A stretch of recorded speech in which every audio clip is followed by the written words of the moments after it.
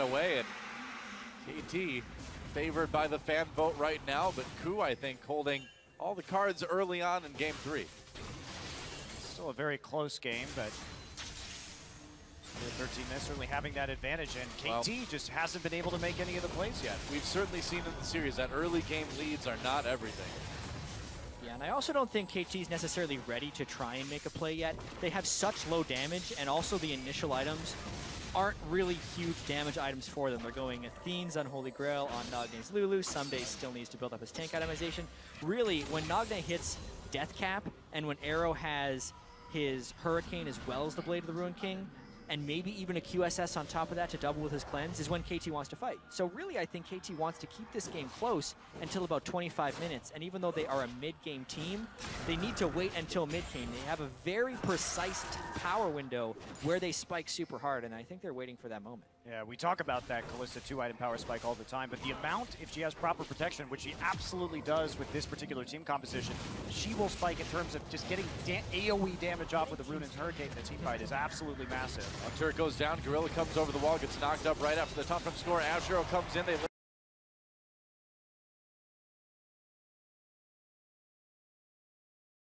clear the CC just a bit, but it seems like it could be enough. Peekaboo over the wall with the flash pulverizing. Get the knock-up onto Gorilla. Looks like Score's gonna make it out. Meanwhile, a big melee down in the river.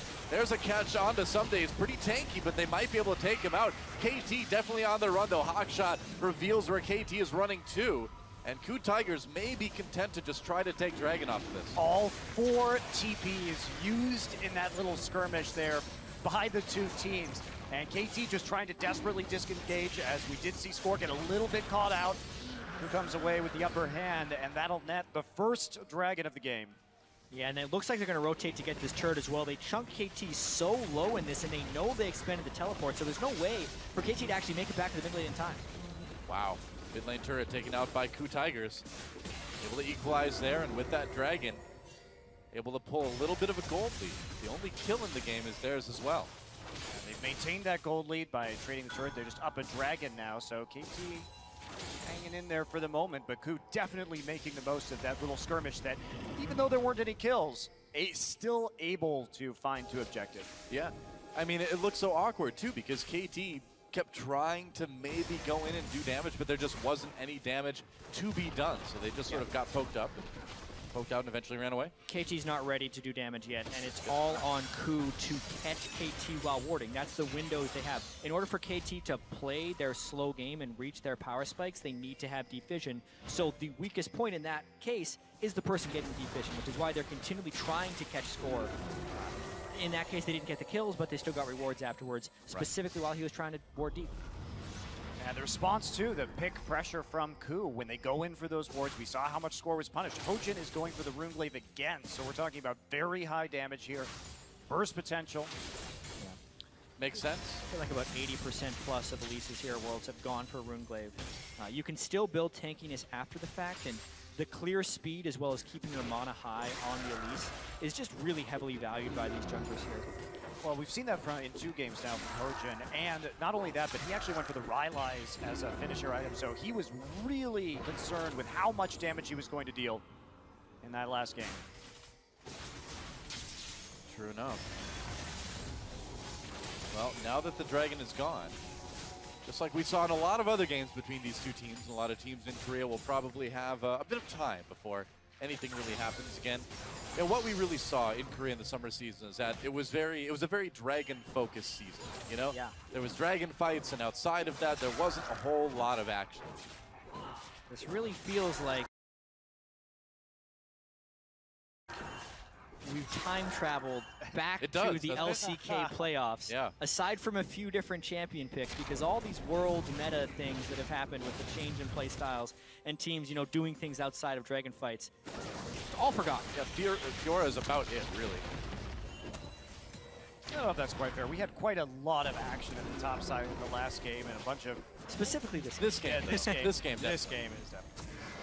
Yeah. I agree. The last few games were very exciting and very different than some of the more slugfest games. And now, finally, some split push pressure. Initiated, honestly, by KT running up top lane with the Kalista. Yeah. Ku able to take that turret down and bot lane, though, evening that up. You can see the gold focus, though, definitely going on to Arrow. They really need him to be farmed up here. And so just pushing ahead with him on that. And someday taking the hit for the team, knowing that he doesn't have to be that farmed up to be effective against the Coup composition. And so just safely farming at tier 2. And Cou's going to push in and again for another blue steal, but KT knows they're coming with those deep wards they managed to achieve. Can they stop it, though? Again, they don't have a ton of damage yet. They've hit a few decent breakpoints, though. NLR on the Lulu and a recurve bow plus working on Kalista, so they're ready to fight. Repel, they're going to go after Smeb now as Hojin backs into the river. Smeb forced to flash over the wall. Arrow comes down onto Peekaboo from Prey's Ash, but no follow-up there. Oh, never mind. Unstoppable force for Sunday. Another nice knockup comes in, courtesy of Peekaboo, and Coup in a lot of trouble now. Prey will go down. A kill for Peekaboo. So bloodthirsty, and Smeb grabs one, or gets grabbed.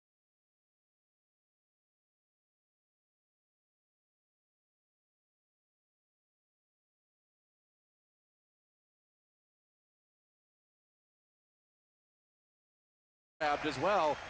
We mentioned they had 2 Malphite ultimates. Well, they actually have 3, because Kalista can throw the Alistair in for an AoE knockup before the pulverize. Hey, how about Wild Growth there for number 4? 4 Malphite ultimates. And when you can land the first one on 3 people, you're probably doing pretty well. What a nice initiation by Someday. Godlike, I would say. That was the Wombo combo that they've been looking for. That is exactly what this team composition needs to do this Holy game. moly. Yeah, they did it, but they didn't get that much of a lead, right? So they're still only about a K up right now, but let's take a look. So this is not where you want the Arrow and Cocoon to go, and this is what causes them to engage. Coup knows that they need to get out. So there's the flash, 3-man right there. Here comes Arrow, Peekaboo from the side, flash pull comes on in, and Prey caught right out at the front, has to flash over, still gonna end up going down in this fight. And here's Arrow, very aggressively with the Wild Growth flashing over the wall. Yeah, it looks like they gave Arrow the Wild Growth really early just to say, go get him, champ. They just wanted to get him in Don't worry about getting one shot.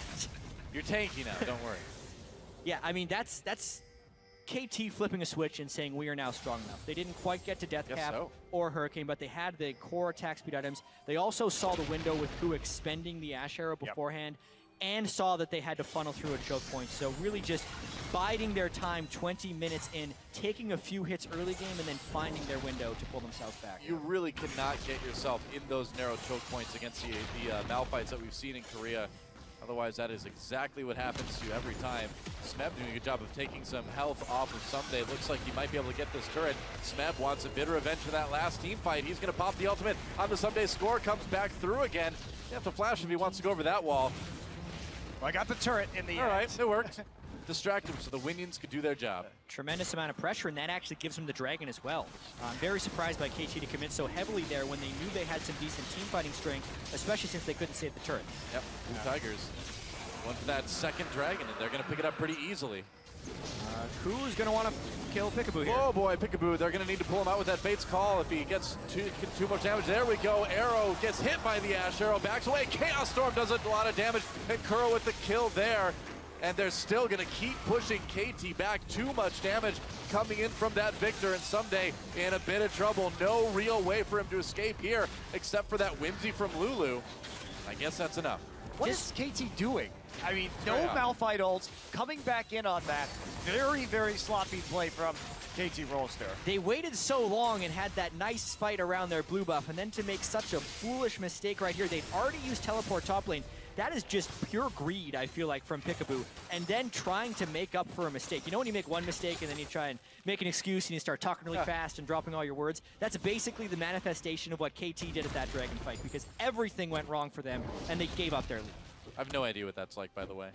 Never happens to me. It never happens. For the record, just want to put that out there. Let's watch this fight again. Peekaboo.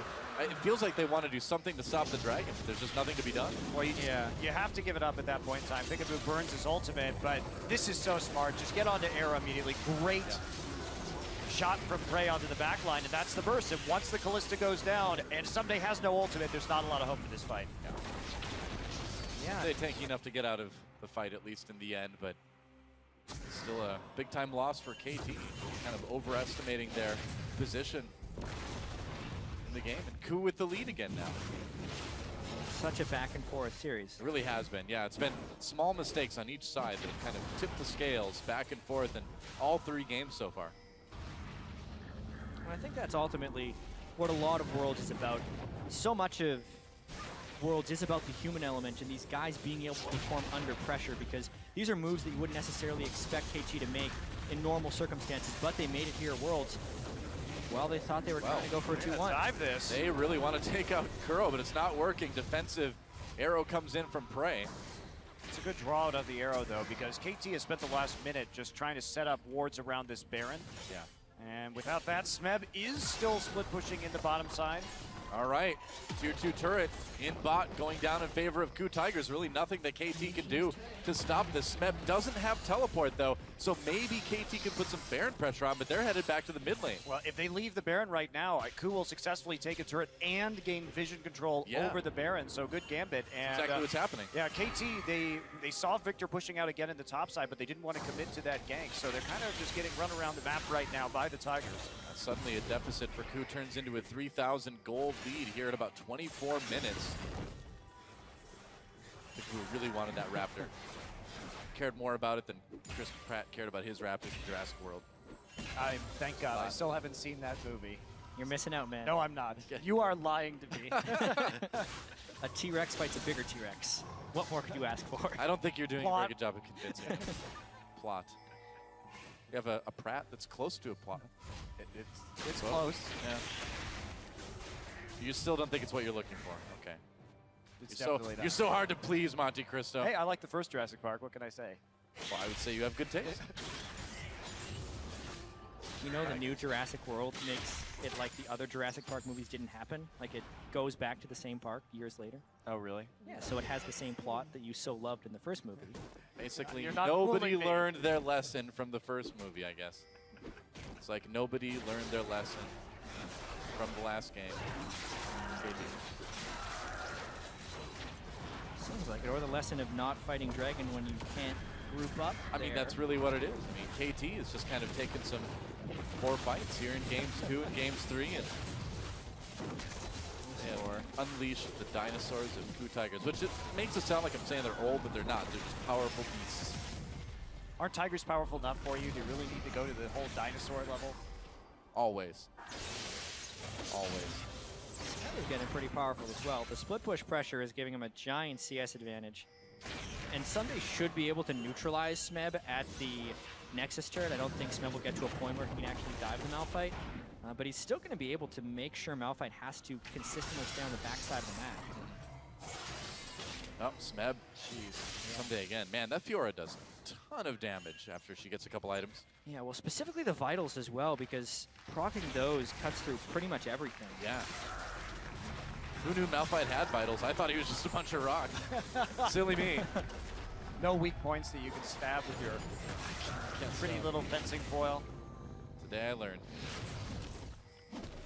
KT's managed to sort of barely hold on in the last few minutes here, and it's less than a minute until the next dragon now. That's really where things